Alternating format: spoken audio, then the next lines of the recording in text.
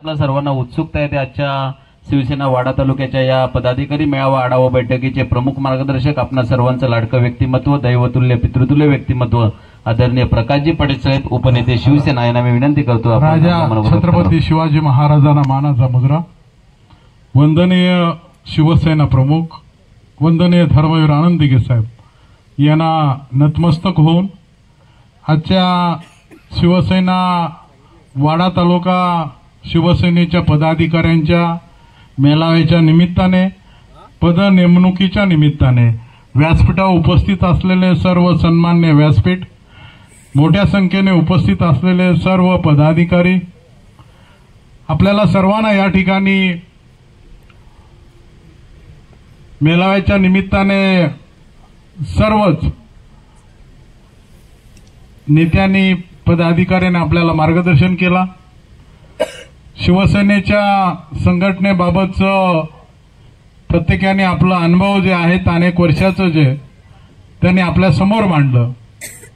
शेवट युवा आणि नवीन जे पदाधिकारी असतात त्यांना शिवसेना मूल बाळासाहेब ठाकरे, धर्मवीर आनंद दिघे साहेब आणि आता आपले राज्याचे मुख्यमंत्री आणि पक्षाचे प्रमुख नेते, मुख्य नेते एकनाथजी शिंदे साहेब, ही सगळी वाटचाल जी आपल्या कार्यकर्त्याला आपणच सांगायची असतो. आणि म्हणून या ठिकाणी सगळ्या पदाधिकाऱ्याने अनेक वर्षाचा आपला अनुभव या ठिकाणी सांगितलं.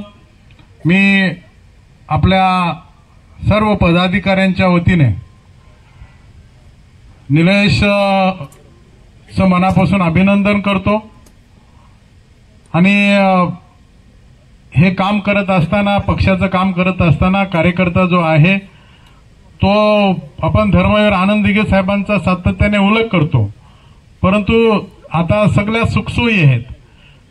आणि धर्मवीर आनंद दिघे साहेब ज्यावेळेला काम करत होतं त्यावेळेला आपल्याला माहिती आहे त्यावेळेची परिस्थिती, त्यावेळेची सोय व्यवस्था, या सगळ्या गोष्टी अपुऱ्या असताना सुद्धा धर्मवीर आनंद दिघे साहेब अगदी तलासरी, डहाणू, पालघर, विक्रमगड, जव्हार या संपूर्ण ठाणे पालघर जिल्ह्यामध्ये जे आहे ते प्रत्येक तालुक्यामध्ये, जिल्ह्यातल्या शेवटच्या तालुक्यामध्ये पोहोचले होते.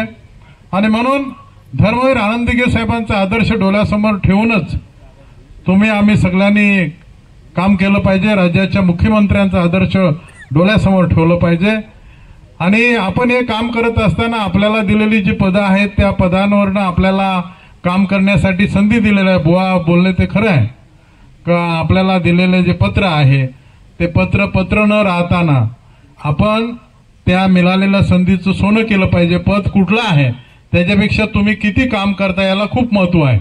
आणि म्हणून मी नेहमी म्हणतो का हे जे आपल्याला मिळालेली जी पदं असतात त्या पदाची उंची तेव्हा वाढतो का तुम्ही तुमचं कर्तृत्व आणि तुम्ही काम चांगलं कराल त्यावेळेला त्याची उंची वाढत असतो. आणि म्हणून या ठिकाणी आपल्याला सर्वांना राज्याच्या मुख्यमंत्र्यांच्या कामाबद्दलचा सातत्याने उल्लेख होतो. त्याचं कारणच तसं आहे का मिळालेले संधी जे आहे त्या संधीचं खरं सोनं करण्याचं काम मुख्यमंत्री महोदय करत आहेत. महाराष्ट्रातल्या जनतेच्या हिताचा निर्णय घेत आहेत.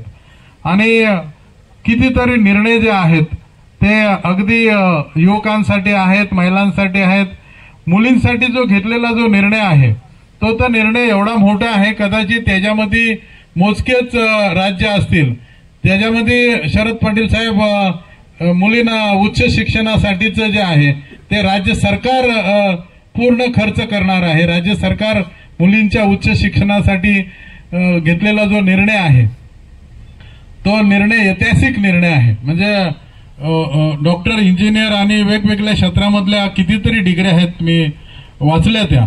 आणि त्याच्या मुलं आता ज्यांच्याकडे पैसे असतील त्यांनाच मुलींना उच्च शिक्षणासाठी पाठवता येत होतं, पण आता ते एकनाथजी शिंदे साहेब आणि राज्य सरकारच्या घेतलेल्या निर्णयामुळे त्यांना नक्कीच मुलींसाठी एक आनंदाची गोष्ट आहे ती. किंवा अनेक असे कितीतरी निर्णय जे आहेत आरोग्याच्या असतील, वेगवेगळ्या सोयी सुविधा असतील, शेतकऱ्यांसाठी घेतलेले निर्णय असतील, लोकांची अपेक्षा जे आहेत. खरं म्हणजे आपण बघितलं का अगोदर जे 2.5 वर्षे या राज्यामधलं जे काय आहे त्यावेळेला सुद्धा आपलंच सरकार होतं, परंतु निर्णय होत नव्हते आणि निर्णय होत नसल्यामुळं लोकांना जे अपेक्षित असलेलं जे काम आहे तेच होत नव्हतं. आणि म्हणून एकनाथजी शिंदे साहेब मुख्यमंत्री झाल्यानंतरचं जे काय निर्णय आहे, मग ते मुख्यमंत्री सहायता निधी असेल तर त्याच्या याच्यातनं सुद्धा कितीतरी शेकडो करोड रुपये मुख्यमंत्री सहायता निधी ही लोकांना, महाराष्ट्राच्या जनतेला मिळाली. आणि म्हणून लोकांना अपेक्षित असलेला काम जो आहे तो राज्याच्या मुख्यमंत्र्यांच्या माध्यमातून होत आहे. आणि या सगळ्या याच्यामध्ये आपल्याला मी छोटा आहे का तू मोठा आहे, माझा पद मोठा आहे का तुझा, याच्यात काही राहता कामा नाहीये. काम चांगलं करायचं, चांगलं काम करत असताना आपल्याला स्वतःलाही समाधान मिळतो. मी अगोदर तर एकटा जिल्हा प्रमुख म्हणून काम करत होतो, तुम्ही तालुका प्रमुख होते. आणि सकाळी 7 वाजताना घरातनं बाहेर पडत होतो, रात्री 12-1 वाजताना मी घरी जायचो. आणि नॉनस्टॉप म्हणजे कितीतरी वर्ष, किमान 20 वर्ष 22 वर्षे असा प्रवास जो आहे पक्षासाठी आणि पक्ष संघटनेसाठी, आपल्या कार्यकर्ता जो आहे, नातेवाईक खूप मलाही मी त्यांच्या कार्यामध्ये जात नसल्यामुळं तेवढं माझं त्यांच्याबरोबरचे संबंध सुद्धा नाही राहिले. परंतु शिवसेनेच्या कार्यकर्त्याच्या सुखात दुःखात अडीअडचणीमध्ये, कारण आपला कार्यकर्ता जो आहे त्याच्या अपेक्षा असतात, तो ज्याला पक्षासाठी काम करतो त्याला असं आपलं वाटत असतो, त्याला आपला जिल्हा प्रमुख किंवा आपला पक्षाचा जो प्रमुख आहे, आमदार आहे, आपल्या पक्षाचे जे प्रमुख लोक जे आहेत ते आपल्या सुखात दुःखामध्ये आपल्याकडं आले पाहिजेत. आणि त्यावेळेला त्या कार्यकर्त्याची त्या गावात, त्या भागामध्ये एक वेगळी ओळख निर्माण होतं.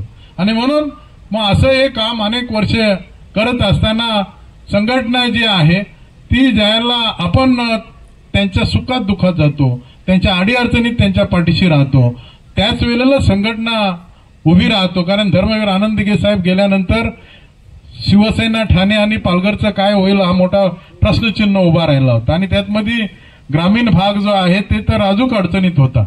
परंतु त्या परिस्थितीमध्ये उदयबंधू पाटील असतील, विवेक भाऊ पंडित असतील, जे ज्यांना त्यावेळेला पक्षांनी संधी दिली त्यांना सोबत घेऊन, त्यांच्या सोबत राहून, आणि शिवसेना जी आहे संघटना ही दिघे साहेब गेल्यानंतर सुद्धा एक चांगल्या प्रकारे उभी राहिली. आणि त्याच्यानंतर एकनाथ शिंदे साहेबांचं नेतृत्व जे आहे ते दिघे साहेबांचं कार्य जे आहे, दिघे साहेबांनी जी काय संकल्पना होती ती पुढे नेण्याचं काम एकनाथ शिंदे साहेबांनी केलं.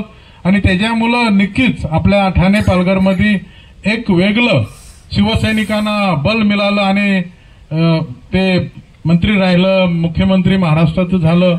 हे आपल्या तुमच्या आमच्या सगळ्यांसाठी अभिमानाची आणि आनंदाची गोष्ट आहे. आणि म्हणून आपल्या कार्यकर्त्यांना निवडणुका ज्या आहेत स्वाभाविकच आहे, आपल्या लोकसभेच्या निवडणुका आहेत. लोकसभेच्या निवडणुकीमध्ये राज्याचे मुख्यमंत्री जो आदेश आपल्याला देतील, आपल्याला हे सगळं माहिती आहे. त्या युतीचं काम जे आहे आपल्या इथं लोकसभेत भारतीय जनता पक्ष, शिवसेना, राष्ट्रवादी आणि जे घटक पक्ष आहेत अशी आपली युती आहे.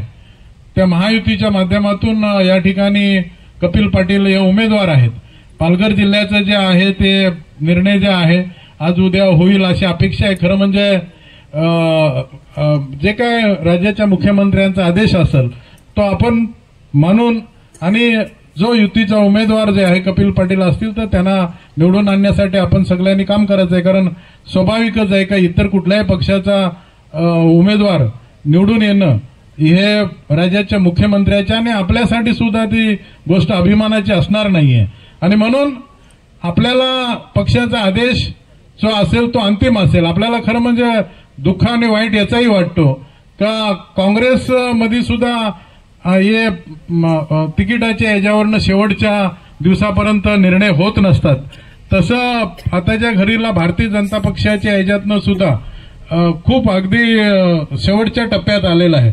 तर हे होणं सुद्धा उचित नाही. किंवा जिकडं ठाणे जिल्हा जो आहे, ठाणे जिल्हा हा धर्मवीर आनंद दिघेंचा बालेकिल्ला आहे, तिथलं सुद्धा जे काय निर्णय जे आहे तो आजपर्यंत होत नाही. आता ही म्हणजे गोष्ट खेदायची आहे.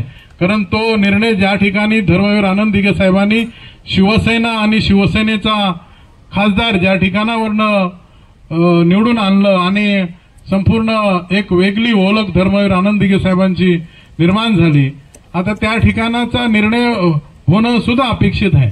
आणि या सगळ्या याच्यामध्ये आपण जर विचार केला तर आपल्याला सगळ्यांना जो आदेश राहणार आहे पक्षाचा, पक्षाच्या नेतृत्वाचा, त्याचा आपण पूर्णपणे पालन करायचं आहे आणि जे पक्ष आदेश आहे त्यानुसार आपल्याला काम करायचं आहे. आपल्या सगळ्यांची इथे झालेली जी नेमणूक आहे त्या नेमणुकीच्या सगळ्या पदाधिकाऱ्यांचं मनापासून अभिनंदन करतो. आणि मला माहिती आहे की आता आपल्याला सगळ्यांना घरी जायचं आहे. तालुक्यातल्या अगदी शेवटच्या परळी शरद पाटील कुठे कुठे घेऊन गेले होते मला, उजनी आखाडा, अगदी तिकडनं सगळे पदाधिकारी आलेले आहेत आणि त्याच्यामुळे त्यांना वेळीच जेवण करायचं आहे, घरी जायचं आहे. खूप काय बोलण्यापेक्षा आपल्याला मिळालेली संधी आणि आजचा जो मेळावा आहे, खरं म्हणजे मला दुसराही आनंद आहे का जे कार्यकर्ते नेहमी समोर असायचे ते सगळे व्यासपीठावर पण बसायची सगळ्यांना संधी मिळालेला आहे, ही पण मोठी गोष्ट आहे. माझा व्यासपीठ शिवसेनेचा भरलेला आहे हे सुद्धा बघायला मिळालं. आणि त्याच्यामुळं सुनील असेल, निलेश असेल, जे काय त्यांना सपोर्ट करणारे जे काय सर्व पदाधिकारी आहेत त्यांचे सुद्धा अभिनंदन करतो. कारण हे शेवट तुम्ही केल्यानेच होणार आहे, केलं नाही तर होणार नाही आहे. आणि आपण ज्या पक्षामध्ये एकनाथ शिंदे साहेबांच्या सोबत आहोत तर आपलं अस्तित्व जे आहे, निवडणुका येतील आणि जातील. शांताराम मोरेंबद्दलचं आपण सगळ्यांनी बोललेलं आहे का शांताराम मोरेंचा आमदार म्हणून खूप चांगलं काम आहे. शांताराम मोरेंकडनं कधीही 2 टर्ममध्ये निवडून आले पण कधी कोणाला त्रास होईल किंवा उद्धट बोलण्याचं काम केलं नाही. एक चांगला आमदार म्हणून त्याची ओळख आहे आणि विकासाचं कामं सुद्धा केलेलं आहे. फक्त जेवढं त्याची प्रसिद्धी व्हायला पाहिजे तेवढी प्रसिद्धी झाली नाही आहे किंवा स्वतः पण प्रसिद्धीच्या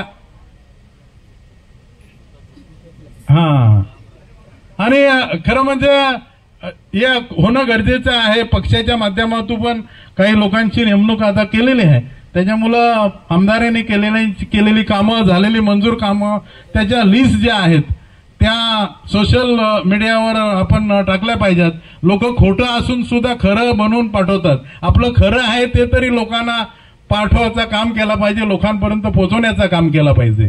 आणि म्हणून या सगळ्या एकूण आपले या विधानसभेमधलं पाहताना आणि संपूर्ण वाडा तालुक्यातले पदाधिकारी जे आहेत हे एवढ्या मोठ्या प्रमाणात आहे.